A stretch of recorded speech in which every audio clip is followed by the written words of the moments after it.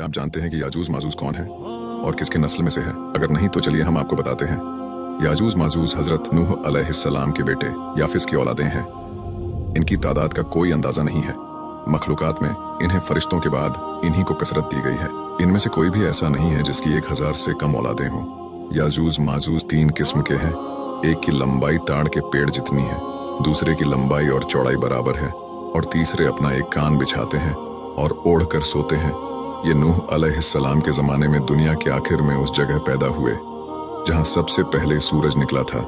ज़मानाए फतरत से पहले लोग अपनी जगह से निकलते थे और अपने आस पास की जगहों पर तबाही मचा देते थे और सब कुछ खा जाते थे, यानी जानवर, खेती बाड़ी और जो भी सामने आ जाता ये लोग सब खा जाते थे।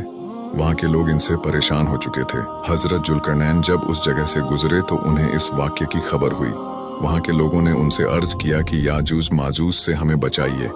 तो हजरत जुल्करनैन ने 2 पहाड़ों के दरमियानी रास्ते जहाँ से याजूज माजूज आया जाया करते थे, अल्लाह के हुक्म से उन्हें पिघले हुए शीशे और तांबे की दीवार में कैद कर दिया।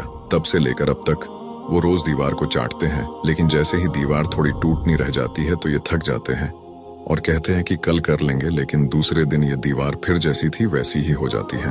लेकिन जब याजूज माजूज उस दीवार से आज़ाद होंगे तो चारों तरफ तबाही आम कर देंगे। तब हजरत ईसा अलैहिस्सलाम अल्लाह के हुक्म से तमाम मुसलमानों को कोहे तूर पहाड़ पर ले जाएंगे, जहां पर यह कौम नहीं आ सकेगी, लेकिन बाकी के इंसान और जानवरों को याजूज माजूज खा जाएंगे और सोचेंगे कि जमीन वालों को तो खत्म कर दिया, अब आसमान वालों की बारी है।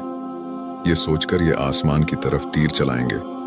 अल्लाह इनके तीरों को खून से रंगा हुआ वापस भेजेगा, जिसके बाद ये लोग सोचेंगे कि इन्होंने आसमान वालों को भी खत्म कर दिया, अब इनके सिवा कोई बाकी ना रहा। फिर हजरत ईसा अलैहिस्सलाम अल्लाह से इनके लिए बद्दुआ करेंगे, जिसे अल्लाह कबूल फरमाएगा, और याजूज माजूज की गर्दनों में नगफ नामी कीड़े हो जाएंगे, जिसके बाद ये एक साथ खत्म होने लगेंगे और पूरी जमीन लाशों से भर जाएगी। इनकी लाशों में से इतनी बुरी बदबू आने लगेंगी जो बर्दाश्त के काबिल ना होगी। फिर ईसा अलैहिस्सलाम की दुआ पर अल्लाह ताला लंबी गर्दनों वाले जानवरों को भेजेगा जो उन तमाम लाशों को उठा ले जाएंगे, और फिर अल्लाह जमीन पर अपनी रहमत की बारिश बरसाएगा।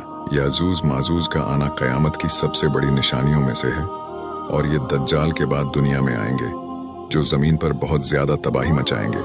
अल्लाह हम तमाम की इस फितने से हिफाजत फरमाए।